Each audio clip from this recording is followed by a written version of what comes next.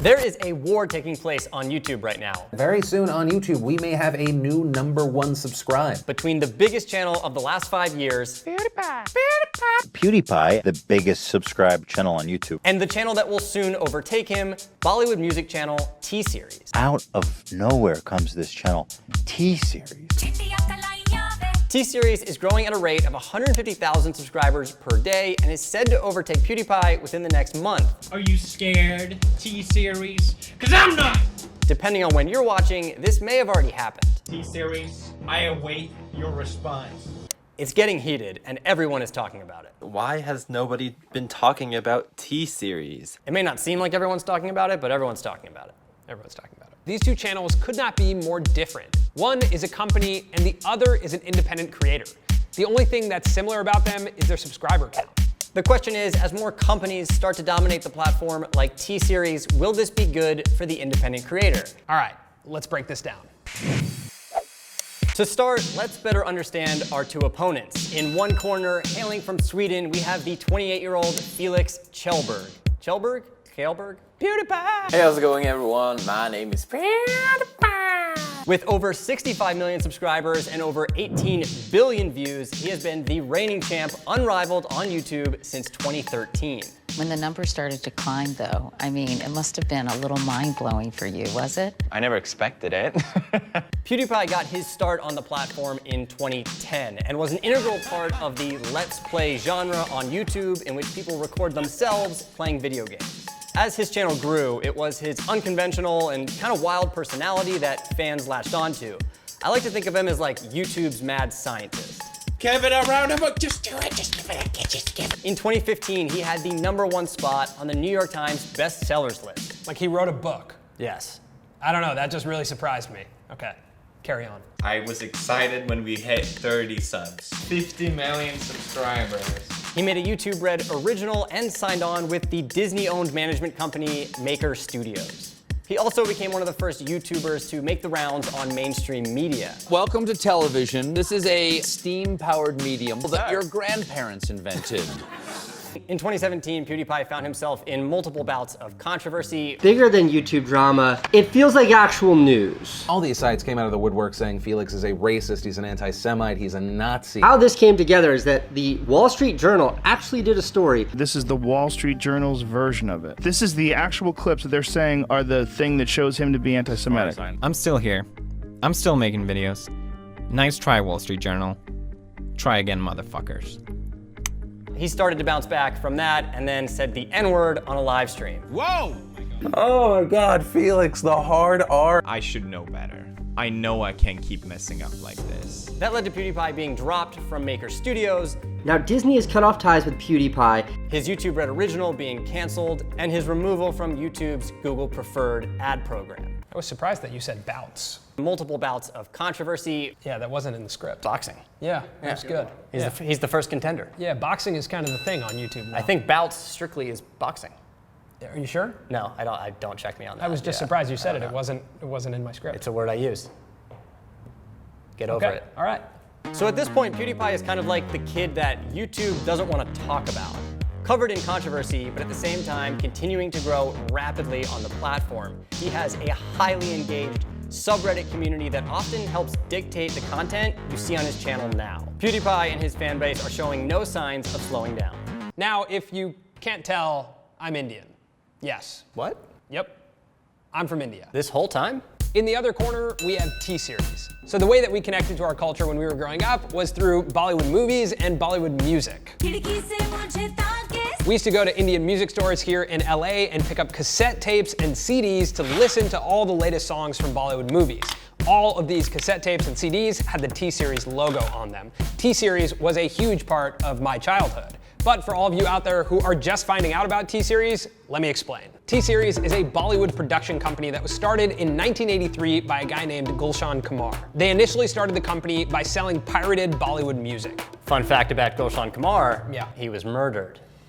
That's not a fun fact. Not a fun fact, I but take it's that a back. Not a fun fact, Yeah, but it that is a fact. In order to understand T-Series, you gotta understand Bollywood. Bollywood turns out just under 2,000 films a year, and when you compare that to Hollywood, it's around 600. So Bollywood well over doubles Hollywood in film production. But because of limited screening options in India, there's only about one screen for every 100,000 people.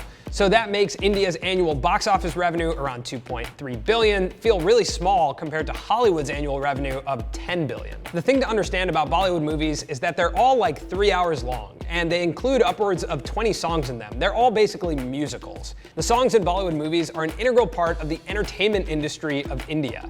These songs play on the radio, these songs are listened to in cassette tapes, these songs are listened to at home. It's important to understand that about Bollywood when you look at the type of videos that TSeries is uploading. TSeries is uploading their library of Bollywood songs to YouTube, and they all come with music videos, which are major plot lines in Bollywood movies. And the audience for Bollywood content is not limited to India's 1.3 billion people. 30% of Bollywood viewership comes from outside of India. TSeries made their YouTube channel in 2006, which is 12 years ago. But this year, 2018, they're projected to hit over 38 million new subscribers. So why is that? Why is that, Colin? Both of these channels began uploading around 2010, but since then, PewDiePie has put out just over 3,600 videos, whereas TSeries has put out nearly 12,700. That is so many videos. How many is that a day? I can't calculate that, Colin. I got a calculator on here. 5 times. Stand by. It's roughly 4.29 uploads a day. So PewDiePie uploads one video every day, where sometimes TSeries uploads 7 in a day. So right now, PewDiePie is bringing in, on average, about 30,000 new subscribers a day with 5 million views a day across his channel. TSeries is doing about 100 million views a day and 150,000 subscribers a day. Okay, so even though it may seem like a numbers game and that both of these channels are competing on the same platform, they're honestly competing in totally different rings. Boxing reference, remember? Bouts. Bouts. At the end of the day, with numbers like that, there is no chance that an independent creator like PewDiePie starting now could compete with someone like TSeries. And when TSeries does pass PewDiePie, it's significant for a couple reasons. Obviously, it signifies that new markets are opening up and more people are able to consume content globally. YouTube is investing in these foreign markets. India has 1.3 billion people. Now compare that to the United States, which is 325 million people. Last year in India, there was 300 million smartphone users. So the smartphone users are catching up to the entire population of the United States. Talk about going one up on the US. There is more potential for growth in India than anywhere else in the world. It is the second largest market for smartphones and has massive growth potential, especially considering the fact that YouTube is banned in China, which is the #1 largest market. India is a big deal. Massive in absolute terms, and it's massive in its growth rate. But the question is, when they do invest, who will it benefit? If it's such a big and important market, why is it that monetization is still fairly stagnant? It's not stagnant. It's actually growing really, really fast. For you guys. We're already seeing a shift happen on the platform. YouTube has become much more friendly for big networks here in the US, like ABC, like NBC, who are now hosting their late night shows on YouTube. We also want to work with traditional media companies so that that content can be redistributed to all the millennials that are on the platform. And now big media companies are creating big partnerships with YouTube and uploading huge libraries of content onto the platform. Creators and renegades like PewDiePie have built this platform, and they've made it a valuable place to be.